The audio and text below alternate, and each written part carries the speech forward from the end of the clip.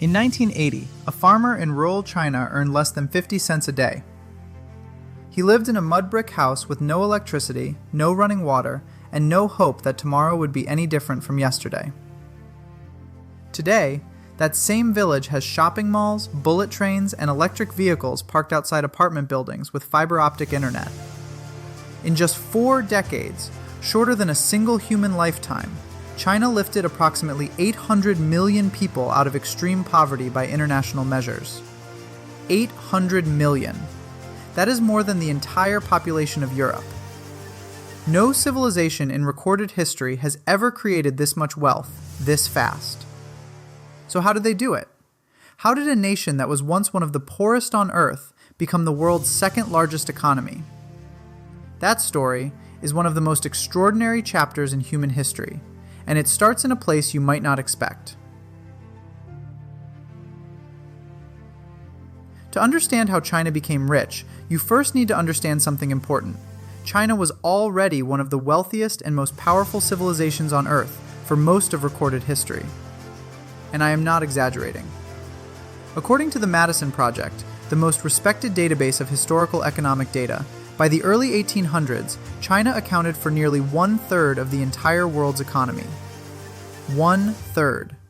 At a time when the United States barely existed as a nation. For over 1,000 years, China and India traded the position of the world's largest economy back and forth.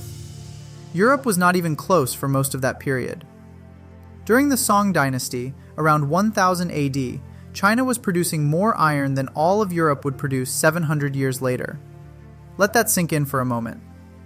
The Chinese capital of Kaifeng and later Hangzhou were among the most populated and sophisticated cities on the planet. When the Venetian explorer Marco Polo visited China in the 13th century, he described cities so grand and wealthy that when he returned to Italy and told people what he had seen, they thought he was lying. China invented paper, printing, gunpowder, the compass, porcelain, silk production. They built the Grand Canal, the longest artificial waterway in history, at over 1,700 kilometers, connecting North and South China for trade that would make any modern logistics company jealous. The Silk Road carried Chinese goods to Rome, Persia, India, and Africa. Chinese silk was literally worth its weight in gold in European markets. The Silk Road carried Chinese goods to Rome, Persia, India, and Africa. Chinese silk was literally worth its weight in gold in European markets. And in the early 1400s, Admiral Zheng He commanded what historical records suggest was one of the largest naval forces the world had ever seen, sailing enormous vessels that dwarfed anything Europe would build for another century. But then, something went terribly wrong. The Chinese call it the Century of Humiliation, and once you hear what happened, you will understand exactly why. Starting in the early 1800s, while Europe was industrializing, building factories, railroads, and steamships, China's ruling Qing dynasty turned inward. They restricted trade, they resisted modernization, they believed they were the center of the world and needed nothing from the outside. That belief was shattered in 1839 when Britain went to war with China over the right to sell opium, yes, drugs, to the Chinese people. The Opium Wars were devastating. China lost, badly, and the consequences were catastrophic. Foreign powers carved China into spheres of influence. Hong Kong Island was ceded to Britain through the Treaty of Nanking in 1842. Ports were forced open. Unequal treaties stripped China of sovereignty. The proud nation that had once been the center of global commerce was humiliated on the world stage. Then came the fall of the Qing dynasty in 1912, then warlords, then invasion by Japan, then a brutal civil war between the nationalists and the communists. By the time Mao Zedong declared the founding of the People's Republic of China on October 1st, 1949, the country was devastated, war-torn, broken. The average Chinese person lived in conditions comparable to the poorest nations on Earth today. China wasn't just poor, it was shattered. And what came next made things even worse before they would eventually get better. Under Mao Zedong, China attempted to modernize through sheer willpower and central planning. The Great Leap Forward, launched in 1958, tried to transform China from an agricultural society into an industrial powerhouse almost overnight. It was one of the greatest man-made disasters in human history. Failed agricultural and industrial policies led to a catastrophic famine. Historians estimate that between 15 and 45 million people died as a result, making it one of the deadliest famines ever recorded. Then came the Cultural Revolution in 1966, a decade of social upheaval that shut down universities, destroyed cultural heritage, and turned neighbor against neighbor in waves of political violence. By the time Mao Zedong passed away on September 9, 1976, China was exhausted, economically stagnant, isolated from the world, and falling further behind with every passing year. But here's the thing about China, and this is absolutely crucial to understanding everything that comes next.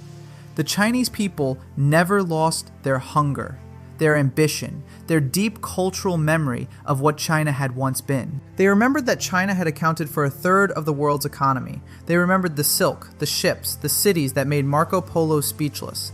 And they believed, truly, deeply believed, that China could be great again. All they needed was the right leader to unlock the door. His name was Deng Xiaoping.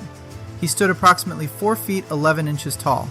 But this quiet, pragmatic, battle-tested survivor of Chinese politics would engineer the greatest economic transformation the world has ever seen. In December 1978, at the third plenary session of the Communist Party's Central Committee, Deng launched what became known as Reform and Opening Up, and the philosophy behind it was captured in one of his most famous sayings. It doesn't matter whether the cat is black or white, as long as it catches mice. Translation? Forget rigid ideology. Focus on what actually works.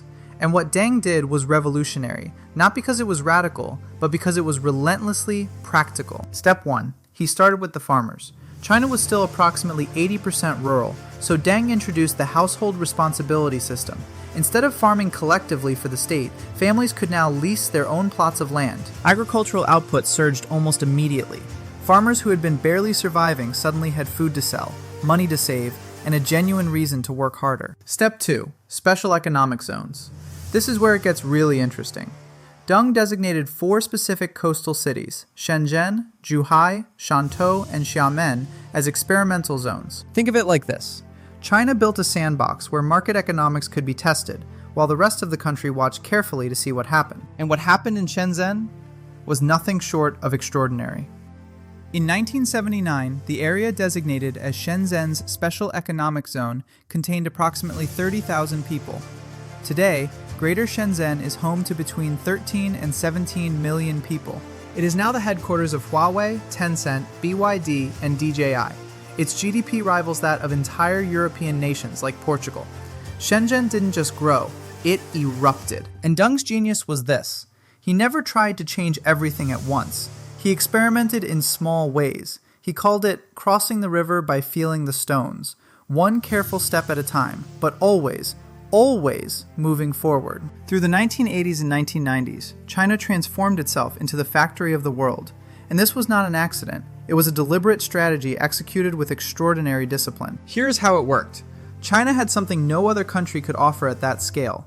Hundreds of millions of hardworking people willing to work in manufacturing for wages that were a fraction of what workers earned in America, Europe, or Japan. Foreign companies recognized the opportunity immediately. Why pay $20 an hour in Detroit when the same product could be manufactured for a fraction of the cost in Guangdong province? So the factories came. Nike, Apple, Samsung, Toyota. But here's what most people miss about this part of the story. China did not just offer cheap labor.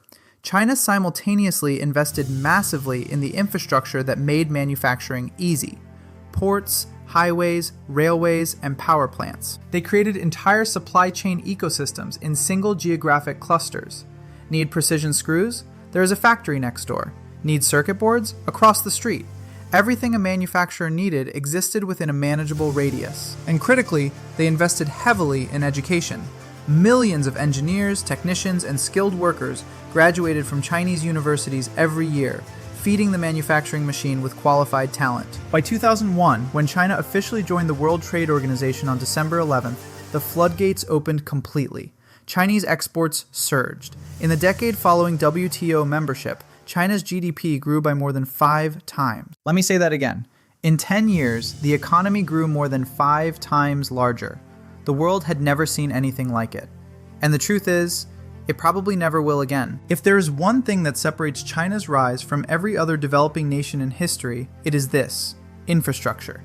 China did not just build infrastructure, they built it at a scale and speed that left engineers and economists around the world speechless. The numbers are staggering.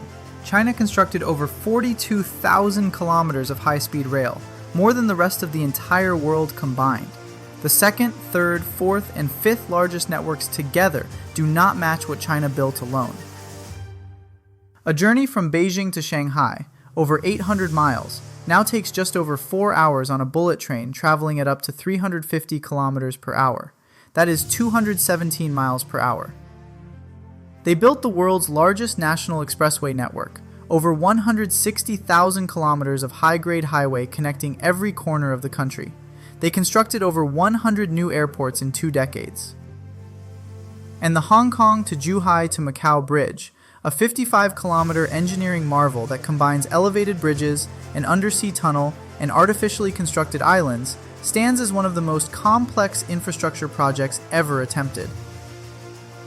And the Three Gorges Dam, completed in 2012, remains to this day the single largest power-generating station ever built by humanity, with an installed capacity of 22,500 megawatts. But why does all of this matter for getting rich? Because infrastructure is the circulatory system of an economy. Roads, rails, ports, and power move goods, people, and ideas. They connect isolated rural villages to urban markets.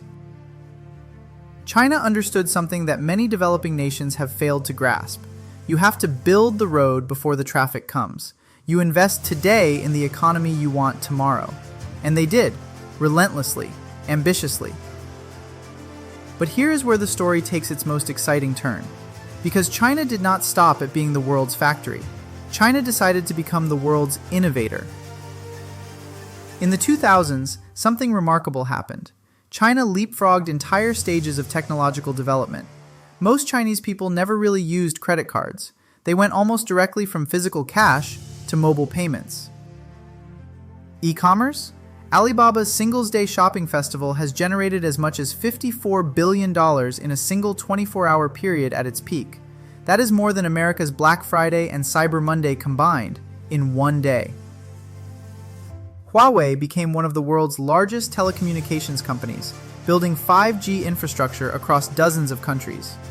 DJI, headquartered right there in Shenzhen, dominates the global consumer drone market with an estimated 70% or more of worldwide market share.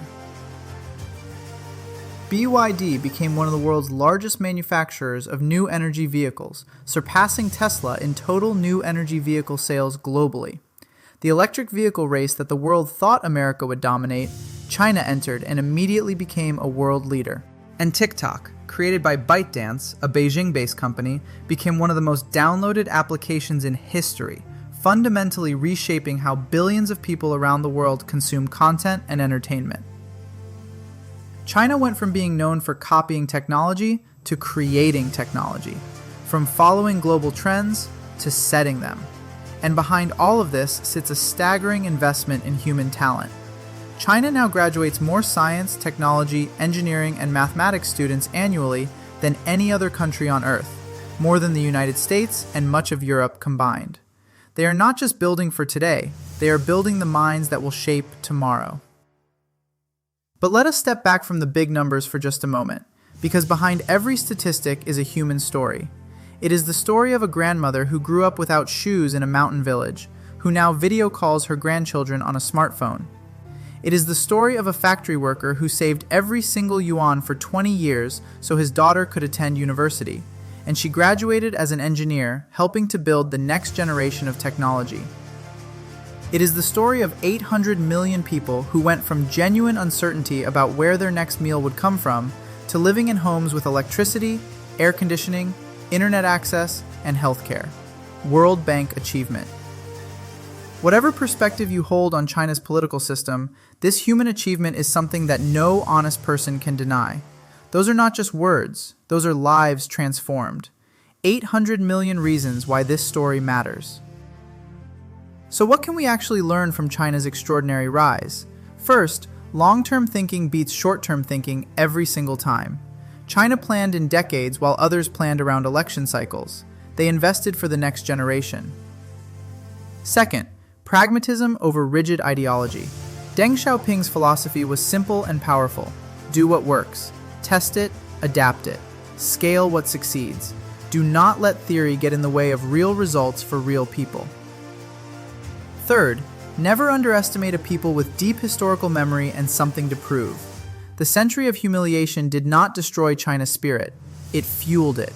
That cultural memory became the rocket fuel for an entire civilization's comeback. And fourth, and perhaps most importantly, the power of individual human ambition multiplied across hundreds of millions of people. China's rise was the collective result of individuals waking up every single day and choosing to build something better. China's story is not finished.